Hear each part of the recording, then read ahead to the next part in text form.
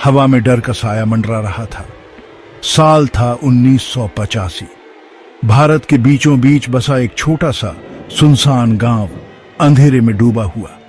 रात के सन्नाटे को चीरती हुई एक खौफनाक चीख गूंजी, एक चीख जो संकरी गलियों में गूंजती रही, गांव की नींव में समाती रही, दहशत की एक अमिट छाप छोड़ती रही।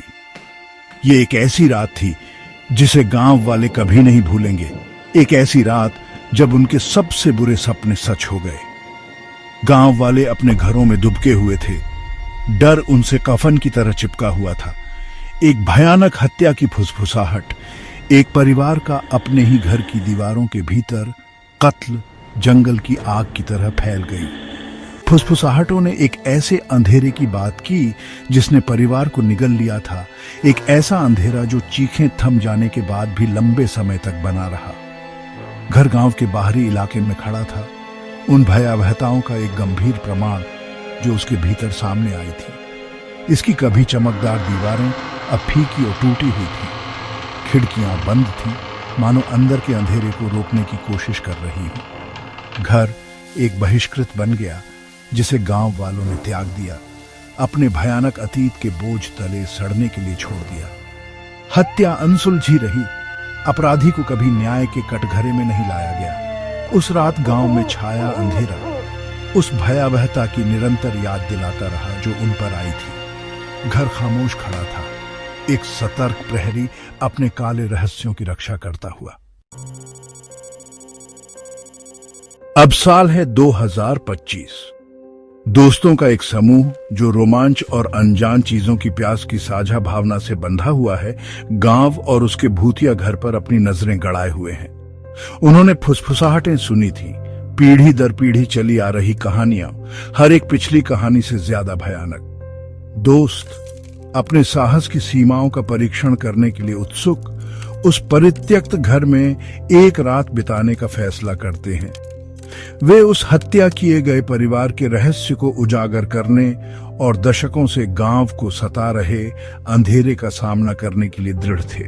ये तो कमाल हो जाएगा। सोचो इसके बाद हमारे पास कैसी कहानियां होंगी।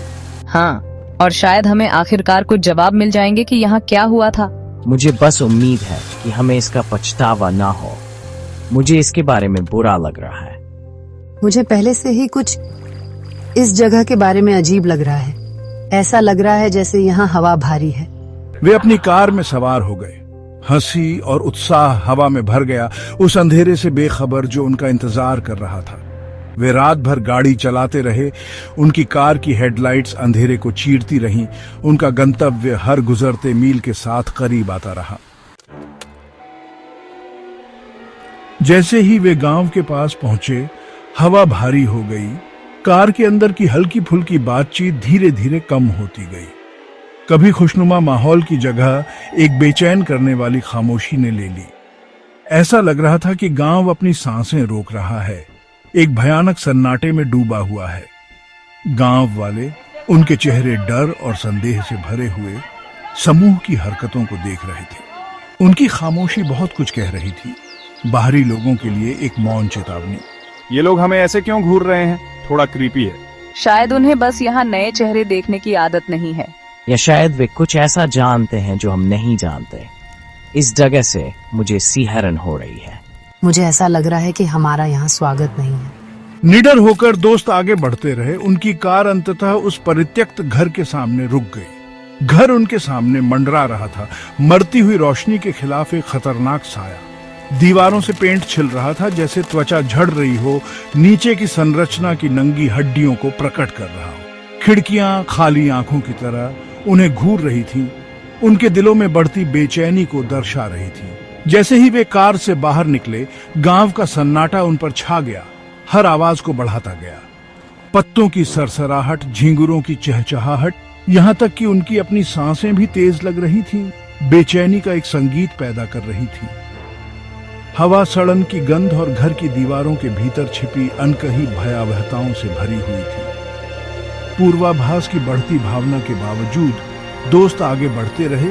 उनकी जिज्ञासा उनके डर पर भारी पड़ रही थी। घबराहट और उत्साह के मिश्रण के साथ उन्होंने घर में प्रवेश किया। हर कदम दमनकारी सन्नाटे में गूंज रहा था। हर सतह पर धूल की मोटी परत जमी हुई थी। कोबवे भयानक सजावट की तरह कोनों पर लिपटे हुए थे।